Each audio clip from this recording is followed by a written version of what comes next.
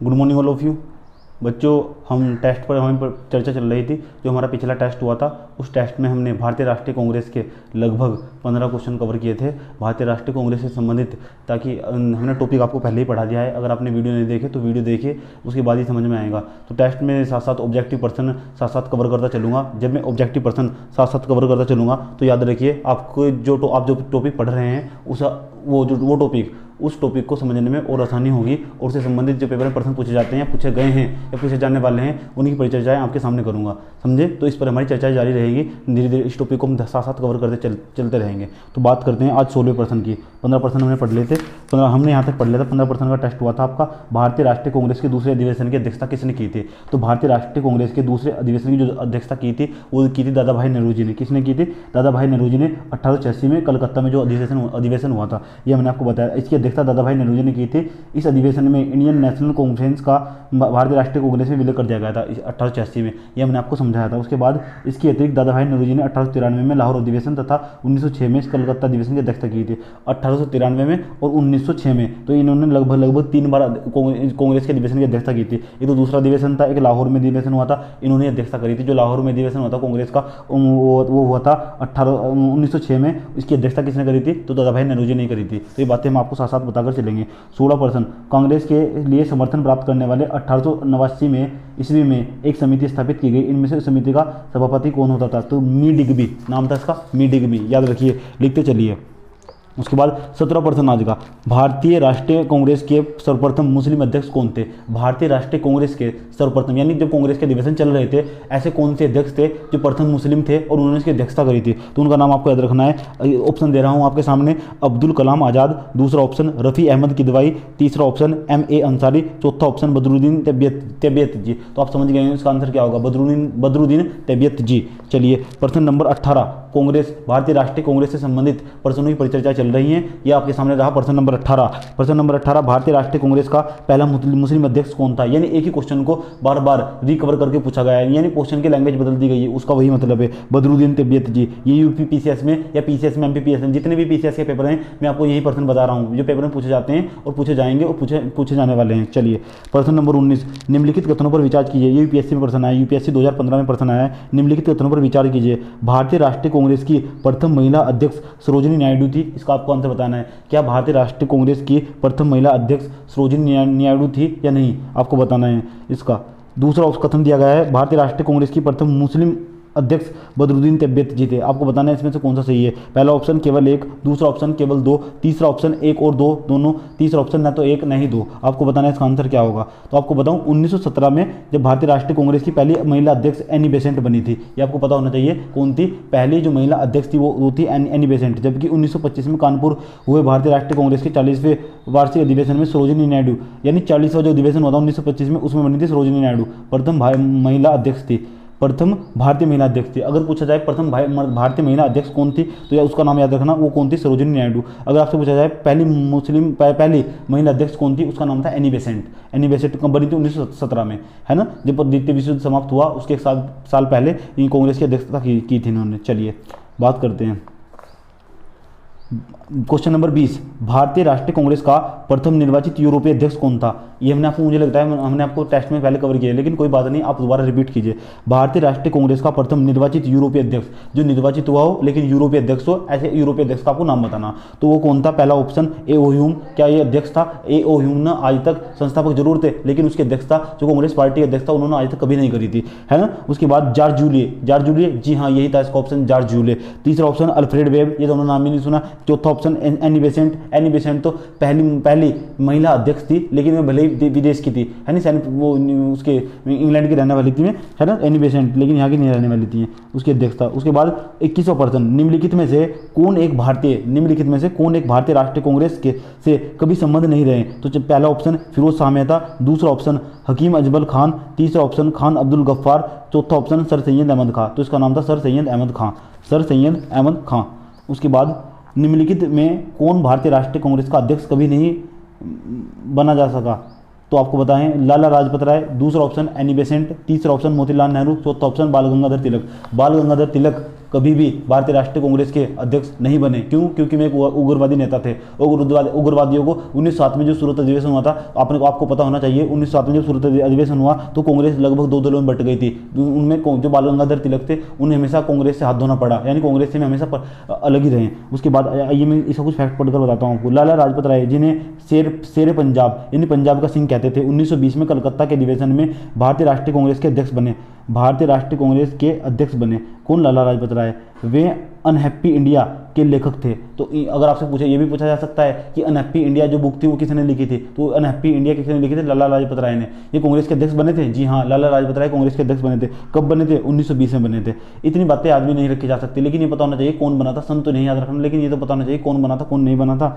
1916 में home rule league का गठन हुआ। 1917 में भारतीय राष्ट्रीय कांग्रेस की पहली महिला अध्यक्ष बनी, वो कौन थी? एनी बेसेंट थी। मोतीलाल नेहरू 1919 में, 1928 में कांग्रेस के अध्यक्ष रहे। 1 जनवरी 1923 को स्वराज पार्टी का गठन किया गया। तिलक स्वराज पार्टी का गठन हुआ। तिलक महाराष्ट्र के चिंतित पावन ब्राह्मण थे। उन्होंने केसरी तथा मराठा का संपादन किया। स्वराज मेरा जन्म सिद्ध अधिकार है, ये उन्होंने दिया था, किंतु वे कांग्रेस के अध्यक्ष कभी नहीं रहे।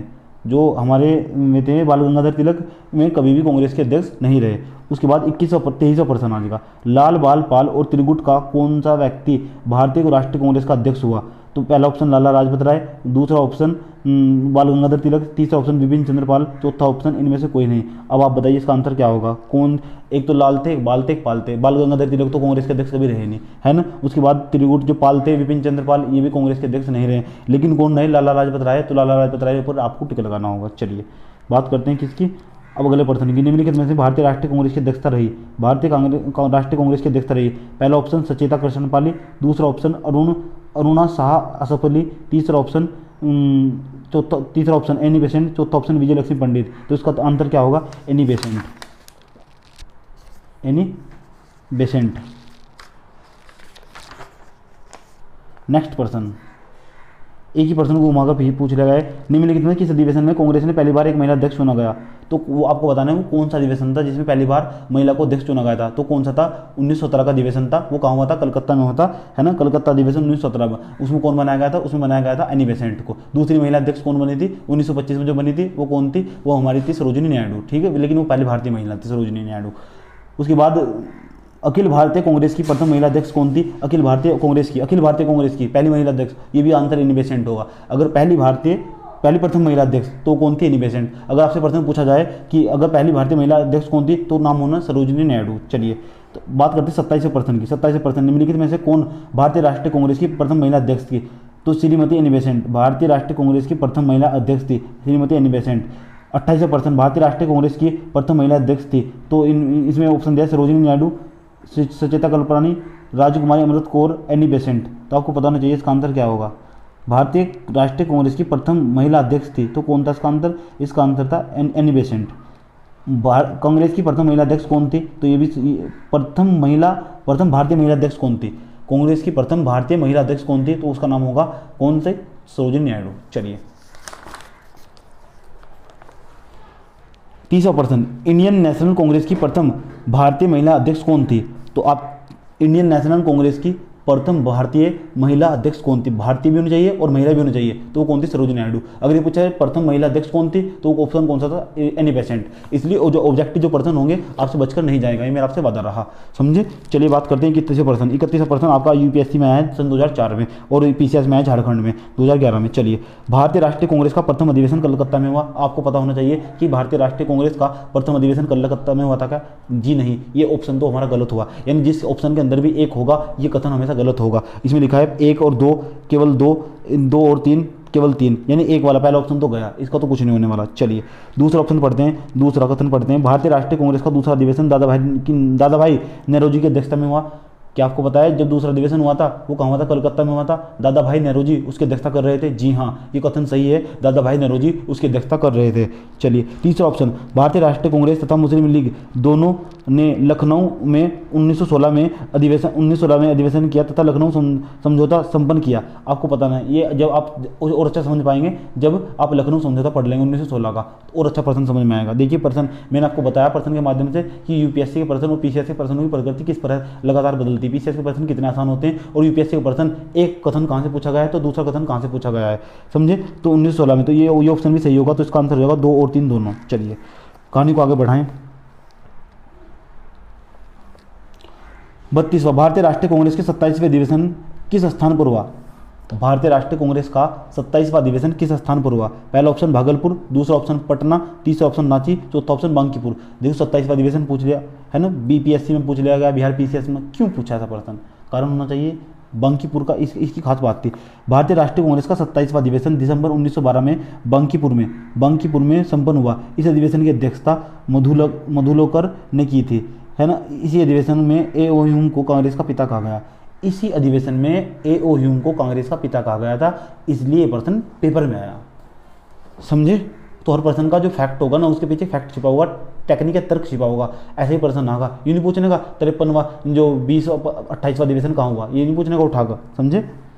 निम्नलिखित में से भारतीय राष्ट्रीय कांग्रेस के किस अधिवेशन में बाल गंगाधर तिलक ने अभिव्यक्त किया कि स्वराज मेरा जन्म अधिकार है, मैं इसे लेकर रहूंगा। आपको बताना है वो कौन सा अधिवेशन था, तो 1916 का अधिवेशन था। लखनऊ जो समझौता पढ़ाऊंगा तो आपको पता लग जाएगा। लखनऊ अधिवेशन में 1916 में बाल गंगाधर तिलक ने कहा स्वराज मेरा जन्म सिद्ध अधिकार है, मैं इसे लेकर रहूंगा। बहुत फेमस नारा है, आपको पता होना चाहिए इसका। आपको कुछ फैक्ट बताता हूँ। भारतीय राष्ट्रीय कांग्रेस के लखनऊ अधिवेशन में 1916 में बाल गंगाधर तिलक ने कहा स्वराज मेरा जन्म सिद्ध अधिकार है और मैं इसे लेकर रहूंगा। इस अधिवेशन में उग्रवादियों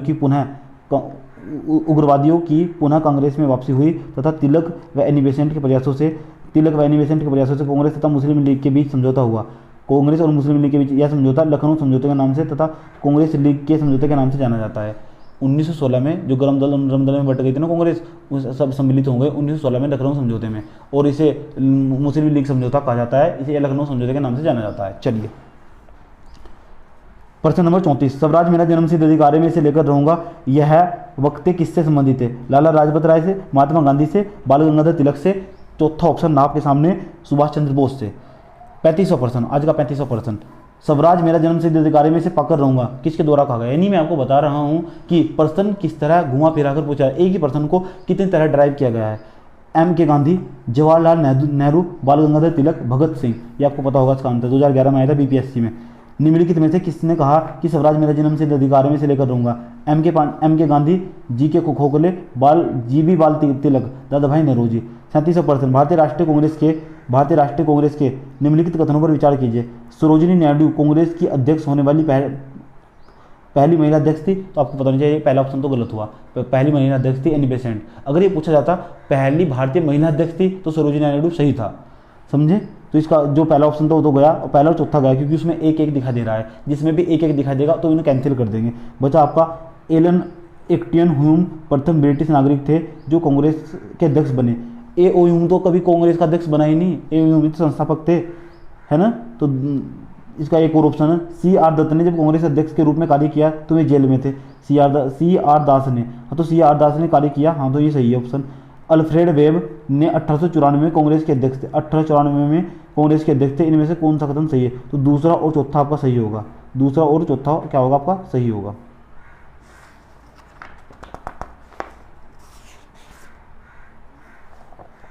यूपीएससी का प्रश्न था, किसने कहा कांग्रेस आंदोलन न तो लोगों द्वारा प्रेरित था और न ही उनके द्वारा सोचा योजनाबद्ध किया गया था। लॉर्ड डफरिन ने कहा ऐसा, सर सैयद अहमद खान ने कहा, लॉर्ड कर्जन ने कहा, लाला लाजपत राय ने कहा। प्रश्न दोबारा सुनिए, प्रश्न है आपके सामने 38वां प्रश्न, किसने कहा कि कांग्रेस आंदोलन न तो लोगों द्वारा प्रेरित था न ही उसके द्वारा सोचा गया था, योजनाबद्ध किया गया था। पहला ऑप्शन लॉर्ड डफरिन, दूसरा ऑप्शन सर सैयद अहमद खां, तीसरा ऑप्शन लॉर्ड कर्जन, चौथा ऑप्शन लाला लाजपत राय। पहला आइए आपको बताते हैं। सन 1888 में सर सैयद अहमद खान ने एक संयुक्त भारतीय राजभक्त सभा यूनाइटेड पैट्रियन एसोसिएशन बनाई, जिसका उद्देश्य कांग्रेस के प्रचार प्रसार को निष्फल करना और लोगों को कांग्रेस से दूर रखना था। सर सैयद अहमद खान ने कहा था कि कांग्रेस न तो लोगों द्वारा प्रेरित था और न ही उनके द्वारा सोचा गया योजनाबद्ध था, तो सर सैयद अहमद खान ने कहा था इस तरह कथन। चलिए, किसने कहा कि कांग्रेस के पतन के लिए लड़ खड़ा रही मेरी सबसे बड़ी अभिलाषा जब तक मैं भारत में हूँ कांग्रेस की शांतिपूर्ण समाप्ति में सहयोग करना है। किसने कहा था कि कांग्रेस पतन के लिए लड़ खड़ा रही है, कांग्रेस पतन के लिए कांग्रेस पतन के लिए लड़खड़ा रही है। मेरी सबसे बड़ी अभिलाषा जब तक मैं भारत में हूँ कांग्रेस की शांतिपूर्ण समाप्ति में सहयोग करना है। पहला ऑप्शन जॉर्ज हैमिल्टन, दूसरा ऑप्शन लॉर्ड कर्जन, तीसरा ऑप्शन लॉर्ड डफरिन, चौथा ऑप्शन लॉर्ड मिंटो। तो इसका ऑप्शन होगा लॉर्ड कर्जन। अंग्रेज शासक समझते थे कि नरम पत्तियों के नेतृत्व में कांग्रेस काफ़ी कमज़ोर है, जनता में इसकी पेट नहीं है और इसे ख़त्म किया जा सकता है। इस नीति में सबसे बड़े प्रवक्ता थे लॉर्ड कर्जन। 1900 में कर्जन ने कहा था कि कांग्रेस अब लड़खड़ा रही है और जल्द ही गिरने वाली है। मेरा सबसे बड़ा मकसद यही है कि मैं भारत प्रवास के दौरान ही पार्टी का अंत हो जाए, जब मैं भारत से जाऊं तो पार्टी का अंत हो जाए। उसकी सबसे बड़ी इच्छा यही थी। किसकी? लॉर्ड कर्जन की। 1930 में उन्होंने मद्रास के गवर्नर को लिखा, जब मैं भारत आया हूँ तो मेरी नीति यही रही कि किसी तरह कांग्रेस को नपुंसक बना दूं। 1904 में कर्जन ने कांग्रेस के अध्यक्ष के नेतृत्व में एक कांग्रेसी प्रतिनिधित्व से मिलने से इनकार कर दिया था। चलिए बात करते हैं उन 40% की। अध्यक्षीय संबोधन के समय जिस कांग्रेस अध्यक्ष ने हिंदी भाषा के लिए रोमन लिपि लागू की वकालत की थी वे थे। प्रश्न सुनना ध्यान से सुनना, प्रश्न होगा उसे ध्यान से सुनना। अध्यक्षीय संबोधन के समय जिस कांग्रेस अध्यक्ष ने हिंदी भाषा के लिए रोमन लिपि लागू की थी उसकी वकालत की थी महात्मा गांधी ने, जवाहरलाल नेहरू ने, अब्दुल कलाम ने, सुभाष चंद्र बोस ने।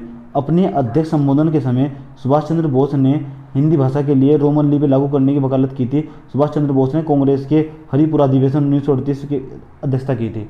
आपसे ये पूछा जा सकता है कि कांग्रेस के कौन से अधिवेशन की अध्यक्षता सुभाष चंद्र बोस ने की थी। सुभाष चंद्र बोस एक खास पर्सनैलिटी है, 1938 में की थी। हरिपुरा का अधिवेशन हुआ था। चलिए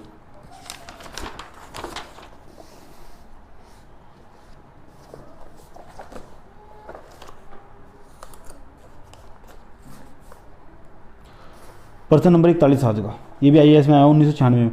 भारत के स्वतंत्र प्राप्ति के बाद निम्नलिखित में से किसे सुझाव दिया कि भारतीय राष्ट्रीय कांग्रेस को समाप्त कर दिया जाए? ऐसे कौन थे जिन्होंने कहा स्वतंत्रता प्राप्ति के बाद कि भारतीय राष्ट्रीय कांग्रेस को समाप्त कर दिया जाए? पहला ऑप्शन सी राजगोपालाचारी, दूसरा ऑप्शन आचार्य कृपलानी, तीसरा ऑप्शन महात्मा गांधी, चौथा ऑप्शन जयप्रकाश नारायण। तो भारतीय स्वतंत्रता की प्राप्ति के बाद महात्मा गांधी ने भारतीय राष्ट्रीय कांग्रेस को समाप्त करने का सुझाव दिया था, लेकिन माना नहीं गया। अब बताओ महात्मा गांधी क्या राष्ट्रीय कांग्रेस, भारतीय राष्ट्रीय कांग्रेस के थे क्या? है नहीं। उनका एक ही मकसद था कि भारतीय जनता के अंदर राजनीतिक सत्ता का विकास करना, राजनीतिक सत्ता को भागीदारी से बढ़ाना, यानी औपनिवेशिक सत्ता को हटाना और लोग जो भारतीय लोग हुआ करते थे ना उनके अंदर राजनीतिक चेतना को जागृत करना। उनका एक ही मकसद था महात्मा गांधी का। अमृतसर, अगला प्रश्न 42वां। अमृतसर के भारतीय राष्ट्रीय कांग्रेस के अधिवेशन 1919 के प्रस्ताव के अनुसार महात्मा गांधी द्वारा कांग्रेस का नया संविधान लिखने हेतु निम्नलिखित में से उनके सहयोग हेतु चुना गया। तो जब अमृतसर के भारतीय राष्ट्रीय कांग्रेस अधिवेशन 1919 में भारतीय राष्ट्रीय कांग्रेस का अधिवेशन हुआ अमृतसर के अंतर्गत, तो उसके अंतर्गत महात्मा गांधी द्वारा कांग्रेस का नया संविधान लिखने हेतु निम्नलिखित में किसी सहयोग हेतु चुना गया? तो आपको बताना है। पहला ऑप्शन तिलक जी थे क्या? बाल गंगाधर तिलक जी थे क्या? इन्हें संविधान के लिए चुना गया था।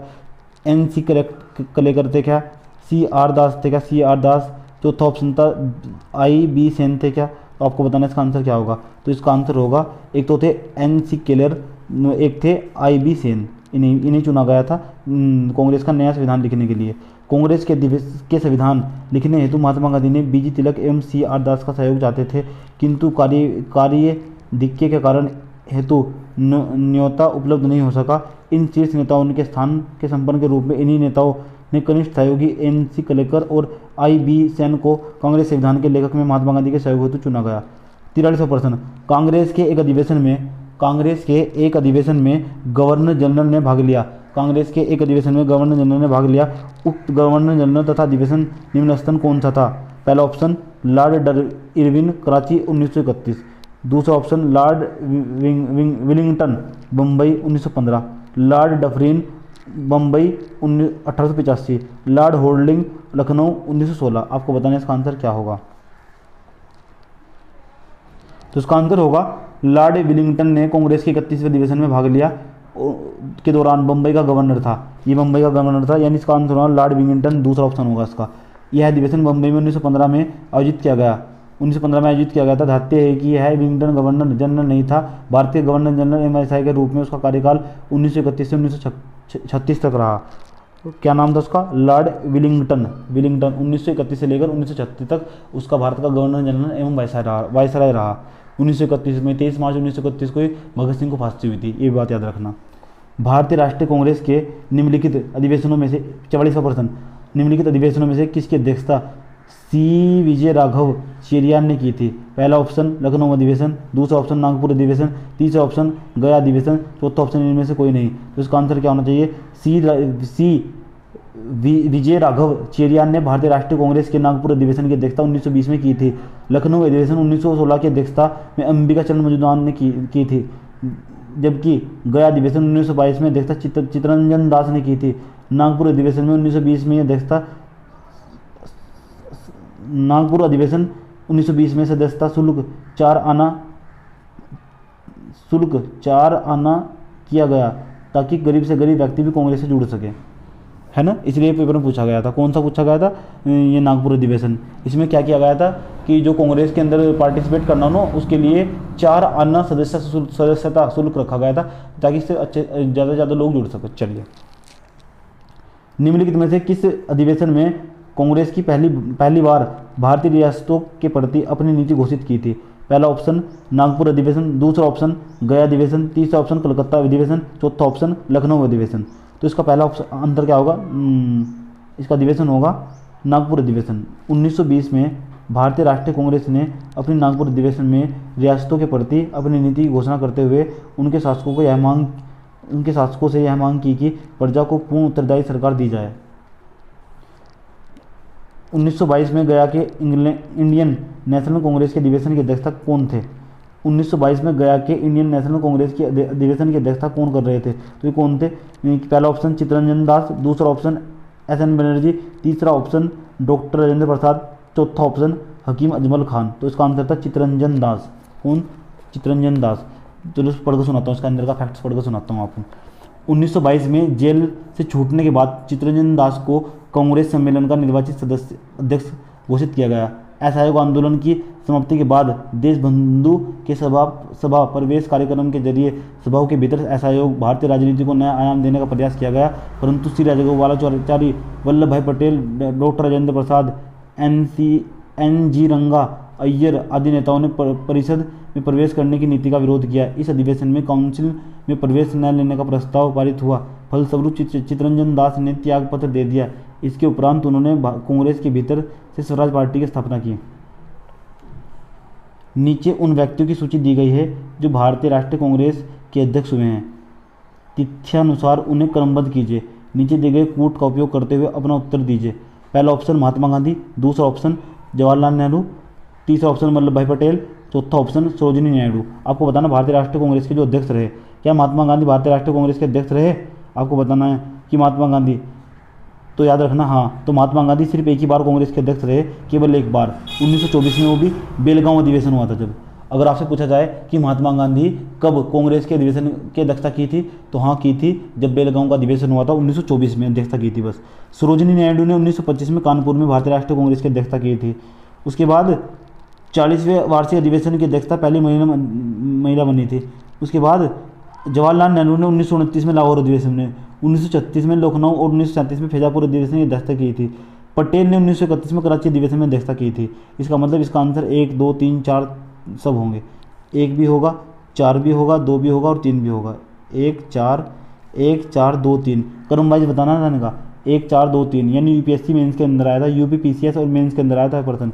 पहले जो अध्यक्षता की थी वो की थी महात्मा गांधी ने। कब की थी? 1924 में।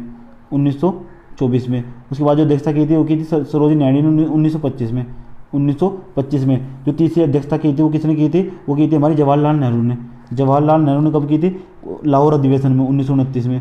1929 में। वल्लभ भाई पटेल ने कब की? 1931 में। 1931 में। इसलिए इसका आंसर क्रम वाइज लगाना होगा आपको, है ना। प्रत्येक ऑप्शन में दिया गया 1, 2, 3, 4, 1, 3, 4, 2, 1, 4, 3, 2, 1, 2, फिर एक ऑप्शन 1, 4, 2, 3। तो आपको बताना होगा क्रम वाइज का आंसर क्या होगा, कौन सी अध्यक्षता पहले की गई थी। भारतीय राष्ट्रीय कांग्रेस के 1924 अधिवेशन में महात्मा गांधी द्वारा एकमात्र अध्यक्षता की गई, यह अधिवेशन कहाँ हुआ था? तो आपको बताना 1924 का जो अधिवेशन था कहाँ हुआ था? पहला ऑप्शन गया, दूसरा ऑप्शन अमृतसर, तीसरा ऑप्शन बेलगांव, चौथा ऑप्शन कानपुर। तो इसका आंसर क्या होगा? बेलगांव। भारतीय राष्ट्रीय कांग्रेस का एकमात्र अधिवेशन जिसकी अध्यक्षता महात्मा गांधी ने की थी, तो क्या वह इलाहाबाद अधिवेशन था? जी नहीं। क्या गया अधिवेशन था? जी नहीं। बेलगांव अधिवेशन था? जी हाँ। कराची अधिवेशन था? जी नहीं, बेलगांव अधिवेशन था। चलिए 1% देता हूँ आपको, बताइए इलाहाबाद अधिवेशन की अध्यक्षता किसने की थी? दूसरा प्रश्न दिया आपको गया अधिवेशन की अध्यक्षता किसने की थी? तीसरा प्रश्न दिया कराची अधिवेशन की अध्यक्षता किसने की थी? ये प्रश्न दिया आपको 3%। आंसर बताइएगा मुझे इनका। प्रश्न नंबर 50, सूची 1 सूची 2 को सम्मिलित कीजिए, नीचे गए कूट को सम्मिलित कीजिए, इधर बनाइए लिस्ट 1 लिस्ट 2, लिखते जाइए। जो प्रश्न आपको अच्छे लगने वाले हैं, जो कम से कम 50% लिखिएगा जरूर। अपनी जो कॉपी होगी आपके है वो नोट्स होंगे, उसके अंदर 50% लिखिएगा जरूर, आपको सब चीज़ क्लियर हो जाएगा। इधर लिखिए अध्यक्ष, इधर लिखिए भारतीय राष्ट्रीय कांग्रेस के सभाओं के स्थान, इधर लिखिए अध्यक्ष भारतीय राष्ट्रीय कांग्रेस की सभाओं के स्थान, इधर अब्दुल कलाम आज़ाद, इधर लिखिए अब्दुल कलाम आज़ाद, इधर लिखिए अमृतसर 1919, इधर यहाँ लिखिए इधर बी सरोजिनी नायडू, इधर लिखिए दूसरे नंबर बम्बई 1934, इधर लिखिए मोतीलाल नेहरू, इधर लिखिए कानपुर 1925, इधर लिखिए डॉक्टर राजेंद्र प्रसाद, इधर लिखिए रामगढ़ 1940। आपको उसे मैचिंग करना है, आप मैचिंग करिएगा इसके और मुझे बताइएगा इसका आंसर क्या होगा। चलिए आपको बताऊं, चलो मोतीलाल नेहरू ने जो अध्यक्षता की थी वो तो की थी 1919 में, सरोजिनी नायडू का तो आप याद ही होगा 1925, डॉक्टर राजेंद्र प्रसाद ने की थी कांग्रेस की अध्यक्षता 1934 में, अब्दुल कलाम आज़ाद ने की थी, अब्दुल कलाम आज़ाद ने 1940 में रामगढ़ में। 51%, आज 51%। निम्नलिखित में से किस भारतीय राष्ट्रीय कांग्रेस के अधिवेशन में जवाहरलाल नेहरू ने समाजवाद को अपनी भारतीय समस्याओं को हल करने की कुंजी बताया? तो ये हम आपको बाद में बताएंगे। निम्नलिखित में से भारतीय राष्ट्रीय कांग्रेस के अधिवेशन में जवाहरलाल नेहरू ने समाजवाद को भारतीय समस्याओं को हल करने की कुंजी बताया। पहला ऑप्शन लाहौर, दूसरा ऑप्शन लखनऊ, तीसरा ऑप्शन इलाहाबाद, चौथा ऑप्शन रामगढ़। तो इसका एक ये कौन था लखनऊ अधिवेशन। कौन सा? लखनऊ अधिवेशन। आगे के जो अधिवेशन आएंगे वो बाद के अधिवेशन है ना, बाद के अधिवेशन है, इसलिए मुझे भी यहीं तक रखना होगा। इस पर मैं अपनी परिचर्चाएँ आगे करूँगा। यहाँ तक मैंने 50 यानी 51% वो 50% आपके साथ भारतीय राष्ट्रीय कांग्रेस से संबंधित जो पेपर में है वे स्टडी किए, मैं आपके साथ स्टडी किए।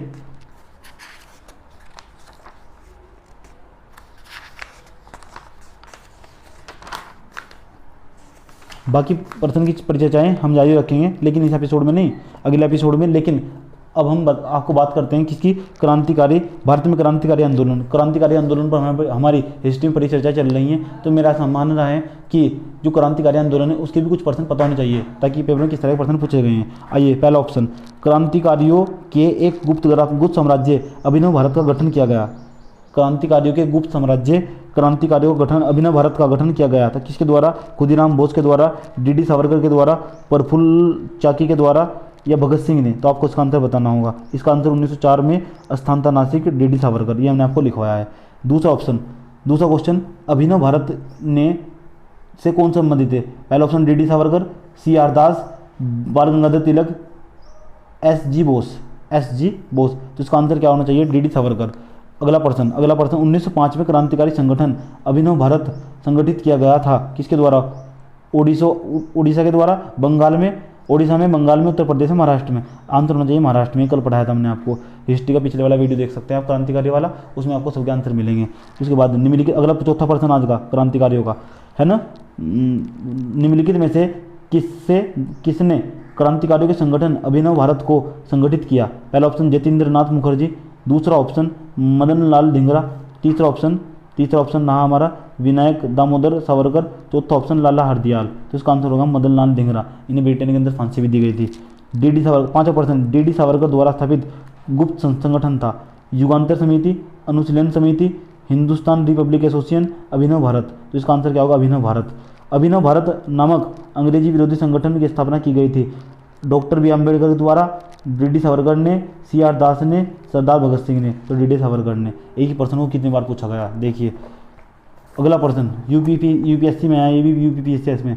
निम्नलिखित में से किसने मित्र मेला संघ को शुरू किया? पहला ऑप्शन श्यामचरण वर्मा, विनायक दामोदर सावरकर, लाला हरदयाल, चौथा ऑप्शन सोहन सिंह भाकरा ने। तो इसका आंसर होगा विनायक दामोदर सावरकर। अगला प्रश्न, निम्नलिखित में से कौन से कथन डी सावरकर के बारे में सही है? उन्होंने अभिनव भारत नामक एक क्रांतिकारी संगठन की स्थापना की। क्या ये ऑप्शन सही है क्या? जी हाँ, ये ऑप्शन बिल्कुल सही है। दूसरा ऑप्शन, भारतीय राष्ट्रवादियों को प्रेरित करने के उद्देश्य से उन्होंने मेजेनी की जीवनी लिखी। ये भी सही है। उन्होंने भारत का स्वतंत्रता संग्राम 1857 नामक पुस्तक लिखी जो 1857 के विद्रोह का एक राष्ट्रवादी दृष्टिकोण प्रदान करती है। जी हाँ, ये भी सही है।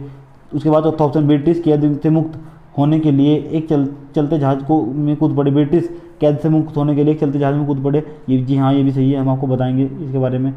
चलिए 8% हुए। 9%,